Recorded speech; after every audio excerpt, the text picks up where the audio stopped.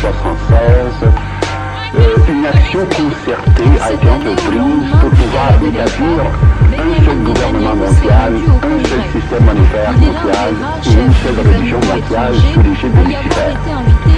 Toutes les activités des Illuminati s'est fait de façon tellement occulte et secrète que nous étions en quelque sorte démunis faute d'informations.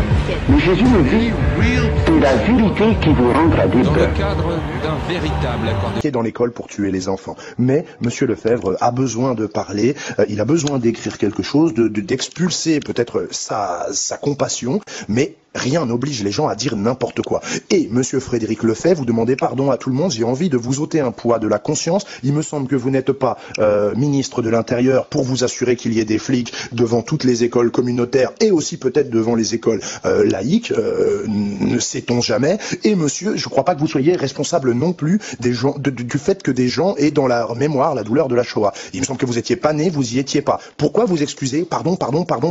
Moi, j'ai pas demandé pardon, j'y suis vraiment pour rien. Je regrette, mais pourquoi demander pardon? Que pouviez-vous faire, monsieur? Est-ce que monsieur Lefebvre s'excuse aussi régulièrement auprès des parents dont les enfants sont enlevés et retrouvés dans les bois et les canaux parce que le pays n'a pas su les protéger non plus, tous ces enfants enlevés, ces adolescents, ces adolescentes, ces femmes qui font leur jogging? Est-ce que ça lui viendrait à l'idée à ce monsieur de présenter ses excuses à chaque fois? Pourtant, la présentation d'excuses semblerait être tout aussi justifiée, mais non, ici, quelque chose dans l'esprit de Monsieur Lefebvre le fait être plus mobilisé ce jour-là qu'un autre. Monsieur nous déclare donc que le meurtre de ces 3 enfants juifs de Toulouse prouverait en fin de compte qu'il y a un antisémitisme ambiant, malgré ce qu'il essayait de démontrer. Nous allons revenir aussi plus tard sur ce genre de raisonnement de cancre carabiné. Mais là surtout, Monsieur Lefebvre, il s'efforce de pointer la gravité suprême du caractère antisémite de cet infanticide. Ce jour-là, nous dit-il, il est juif, au lieu d'être tout simplement un humain et un père, ce qui est amplement suffisant. Non mais comme s'il était nécessaire d'être un peu juif pour ressentir toute l'horreur de la chose. Vous êtes complètement fou. Quand la compassion confine à l'indécence, mesdames et messieurs, je vous présente Frédéric Lefebvre, à qui être un père ne suffit pas pour réaliser l'horreur d'un meurtre d'enfant dès lors qu'il n'est pas de sa propre communauté. J'ai beau faire un effort d'imagination, je ne crois pas que si Mohamed Merah avait plutôt tué des soldats français, juifs, puis des petits musulmans dans une école, eh bien monsieur Lefebvre, ça m'étonnerait qu'il ait conclu sa lettre d'excuse, en admettant qu'il en ait fait une à ce moment-là, eh bien ça m'étonnerait qu'il l'ait conclu par aujourd'hui je suis musulman. Personnellement, je ne crois pas. Ça me semble être assez peu dans l'air du temps, surtout en tant que baron de l'UMP. Mais quand bien même l'aurait-il fait, il démontrerait encore son incapacité inquiétante de voir l'autre pour ce qu'il est, plutôt que ce à quoi il est censé appartenir. C'est-à-dire, pour Monsieur Lefebvre, ce sont bien des enfants juifs qui sont morts. Étrange notion que celle d'enfants qui, même dans la mort, seraient indissociables de leur origine communautaire. Donc, même si c'est une vision bienveillante, je suis désolé, c'est une obsession racialiste qui m'étonne. Cette incapacité à voir autre chose qu'un enfant juif dans un enfant assassiné me semble très éloignée d'une lecture universelle des rapports entre êtres humains. C'est plus à la mode de Zadig qu'à la mode de Voltaire, me semble-t-il, ce genre de vision. Pour en finir avec Lefebvre, qui est un symptôme vivant du sarcome français, quand des petits noirs sont morts dans l'incendie criminel de leur hôtel miteux. Moi, je n'étais pas noir, j'étais quand même triste, rien n'empêche. Quand est mort Ilan Halimi, quand est mort Saïd Bouarache, quand est mort Alexis Frumin, quand meurt une femme tous les 3 jours sous les coups de son mari, je suis scandalisé en tant qu'homme, en tant que père. Mais ce jour-là, je ne peux pas écrire et conclure une lettre en disant aujourd'hui je suis juif, aujourd'hui je suis musulman, aujourd'hui je suis homosexuel ou aujourd'hui je suis une femme battue. En tant que simple homme athée et hétérosexuel, je suis parfaitement à même de ressentir la douleur d'un être humain. C'est peut-être pas donné à tout le monde, malheureusement j'en conviens. Mais bon voilà, il est donc improbable de lire un jour sous la plume de Frédéric Lefebvre qu'il est noir, mais là, bien entendu, pour une raison qui nous échappera toujours, il lui semble totalement indispensable de conclure par ce qu'on peut appeler une figure de style. À la limite, disons que c'est une figure de style. Aujourd'hui, je suis juif, aujourd'hui, je suis arménien.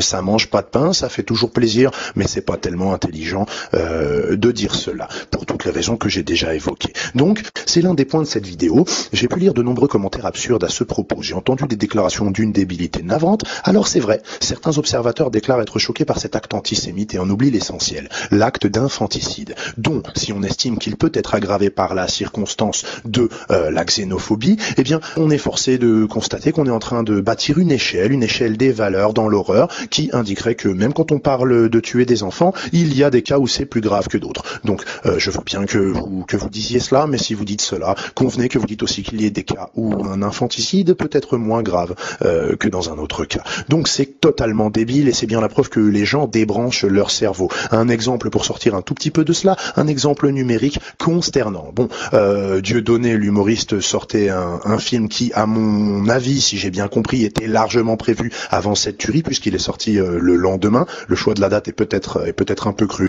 mais il est peut-être aussi fortuit. Là, en 2 coups de cuillère à peau, on voit débarquer des commentaires qui expliquent que ce type est un sale type parce qu'il commet son film le jour même du plus grand crime de l'histoire. Ça, c'est quelque chose, je n'ai pas fait de capture d'écran, mais je vous le promets, ça, je l'ai lu et je l'ai lu plusieurs fois. Donc, à un moment ou à un autre, on a envie de dire à la personne en question, à l'auteur de cette fulgurance intellectuelle écrite, de lui dire: est-ce qu'on vit bien dans un pays où la loi Guesso établit clairement, plus que tout autre fait historique, que 6 millions de gens sont morts dans un processus qu'on a appelé l'extermination par les nazis. Donc, je suis pas en train de me prononcer sur le bien fondé de faire une loi pour cela. Néanmoins, si on adhère un peu à l'histoire officielle contemporaine, on est d'accord pour dire qu'à un moment ou à un autre, des gens ont été tués par paquets de plusieurs millions. Donc, si l'on peut considérer qu'à un moment ou à un autre, un crime impliquant la mort de 7 personnes ou de 3 enfants peut être considéré comme le plus grand crime de l'humanité, on est d'accord, on évacue et on entre dans le négationnisme de tout massacre impliquant la mort simultanée de plus de 3 enfants. Et alors là, on fait du négationnisme historique absolu, puisqu'on nie absolument toute la vérité des massacres dans l'histoire.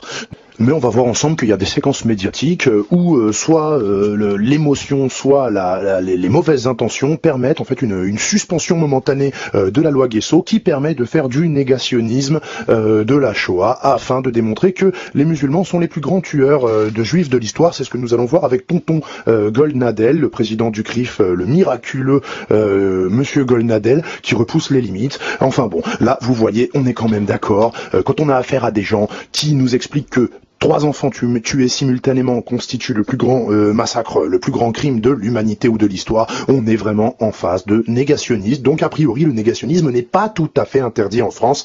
Donc c'est bien même dans l'émotion d'essayer de garder quelques connexions entre ses doigts quand on tape sur un clavier, entre sa bouche quand on déclare des choses et son cerveau qui somme toute reste un organe assez utile pour la vie en société.